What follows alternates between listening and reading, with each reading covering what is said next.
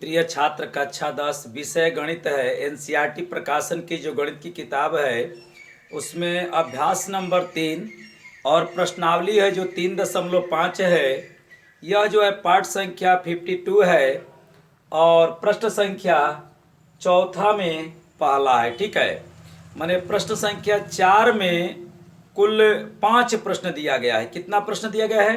5 प्रश्न। तो जानते हैं इसमें का मैं पहला प्रश्न यहाँ पर लिख दिया हूँ। ठीक है, और सबसे पहले बड़ी बात यह है कि उसमें लिखा है कि कुछ समस्याएं दी गई है, तो नीचे और भी प्रश्न दिया गया है और उसका कहने का मतलब यह है कि उसका रैखिक समीकरण युग्म बनाइए। यहाँ पर लिखा है इस चीज को। ठीक है, जिसको मैंने नहीं लिखा है उसका डायरेक्ट प्रश्न लिखे है। ठीक है, उसमें का यह पहला प्रश्न है। तो वहां पर यही कहा है कि निम्न रैखिक समीकरण, कुछ समस्याएं दी गई है। ठीक है, जैसे ये समस्या है। ठीक है, और कह रहा है कि इसका समीकरण युग्म बनाइए। ठीक है, यदि उसका अस्तित्व हो तो बीजगणितीय विधि से उसको हल कर दीजिए। ठीक है, तो कोई बात नहीं है, हम लोग ध्यान से देखें। देखिए, सबसे पहले सवाल को पढ़ेंगे और जब सवाल समझ में आएगा तो इसका हम रैखिक समीकरण युग्म बनाएंगे। ठीक है, तो 2 शर्तें होगी और उन दोनों शर्तों को हम लोग हल कर देंगे तो हमारा मान एक्स वाई का आ जाएगा। माने इसमें एक्स वाई 2 चर मान करके बनाएंगे। इस पूरे प्रश्नावली में ही मान के बना रहे हैं। तो देखिए, एक छात्रावास के मासिक व्यय का एक भाग नियत है। ठीक है, एक छात्रावास है।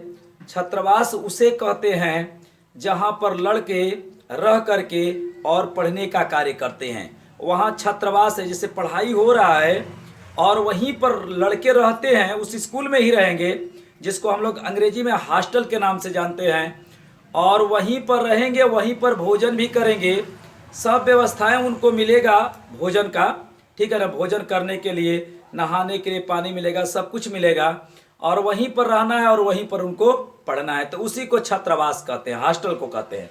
अब देखिए, व्यय का एक भाग नियत है। जैसे लड़के रहेंगे तो भाई उसमें भोजन तो करेंगे, तो यही यही बात का है कि शेष भाग, शेष इस पर निर्भर करता है कि छात्र ने कितने दिनों भोजन लिया।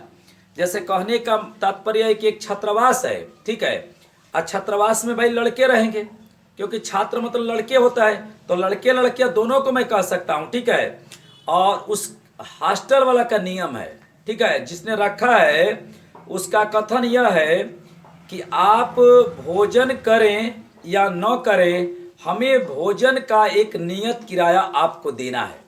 ठीक है, यदि मान लीजिए, जैसे इसी तरह से हम लोग पढ़े हैं, वो पुस्तकालय जो सरिता किताब खरीद करके लाती है, पीछे पढ़े होंगे अच्छे तरीके से, तो उसमें भी यही बात है कि 3 दिन का एक नियत किराया है। उसी तरह से एक टैक्सी का ड्राइवर वाला है, टैक्सी वाला सवाल है, उसमें भी नियत किराया है। उसी तरह से छात्रावास की बात है। ठीक है, तो छात्रावास में कह रहा है कि जैसे आप मान लीजिए कि स्कूल में गए, आपने कह दिया सर मैं यहाँ पर रहूँगा और उसके बाद पढ़ूंगा, रह करके पढ़ूंगा। ठीक है, तो होता क्या है कि मान लीजिए कि आपने रहना प्रारंभ कर दिया।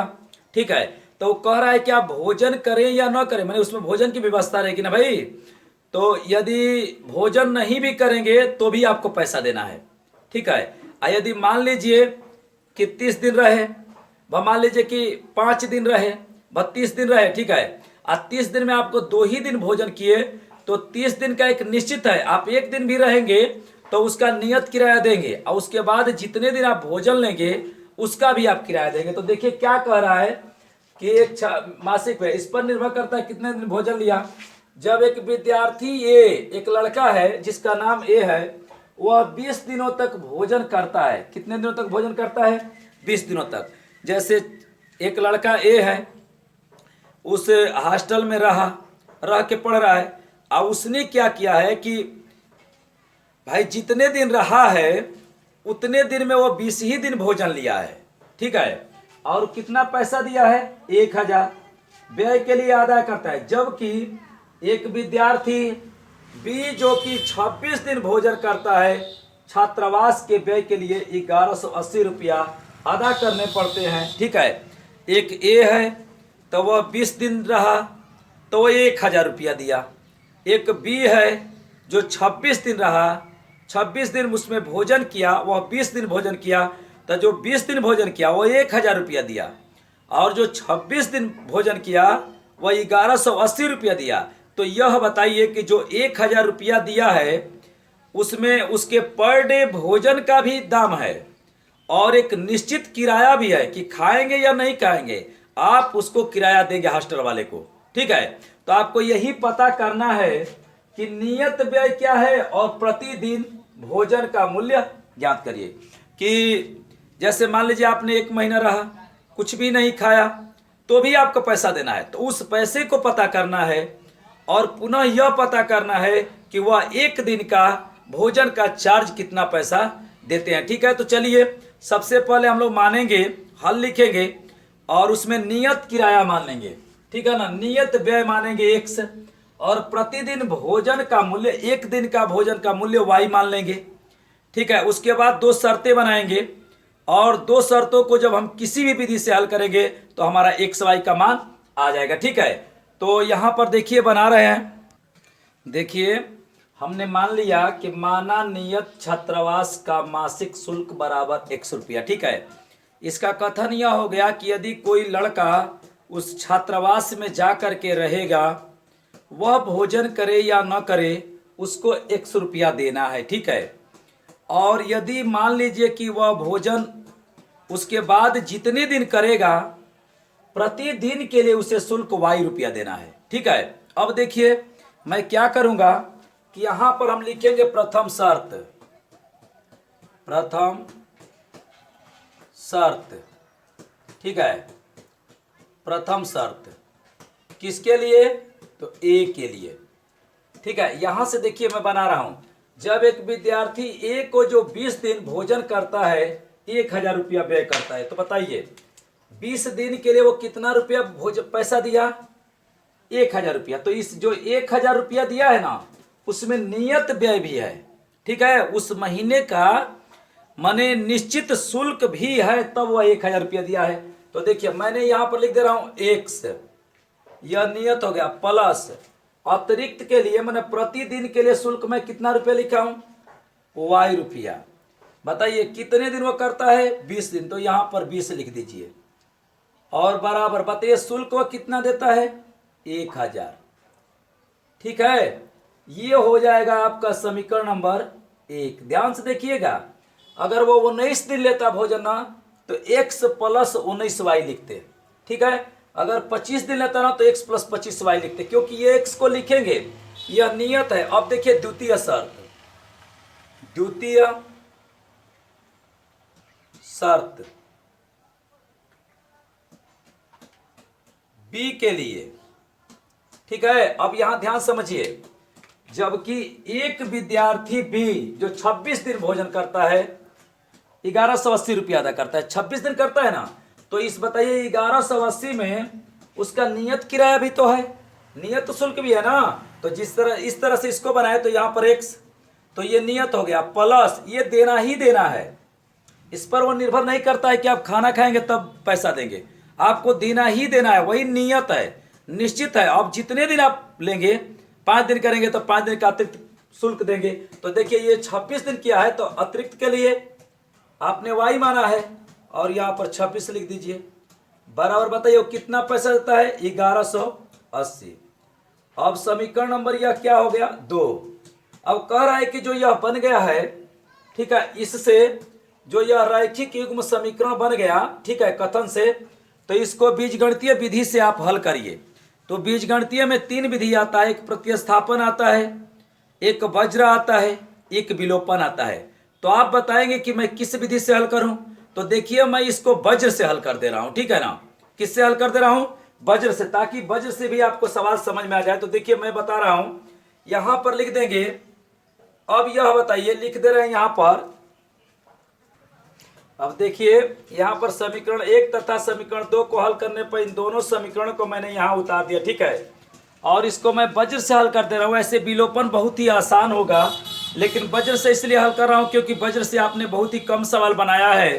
तो देखिए कितना खाना बनाएंगे, 3 खाना, x, y और 1। अब हमें एक बात बताइएगा आप, ठीक है, ये वज्र का तरीका है, और आप बताइए हमें कि यहां पर जो है एक लिखे कि ऋण एक लिखे? तो देखिए यह जो है दो पक्षों में है, ठीक है, ये चर एक और है और ये अचर एक साइड में हो गया है, तो ये दो साइडों में है, इसलिए आप यहां पर ऋण लगाएंगे, ठीक है। और एक्स वाई का खाना इसलिए बनाएंगे क्योंकि हमारा सवाल एक्स वाई में है।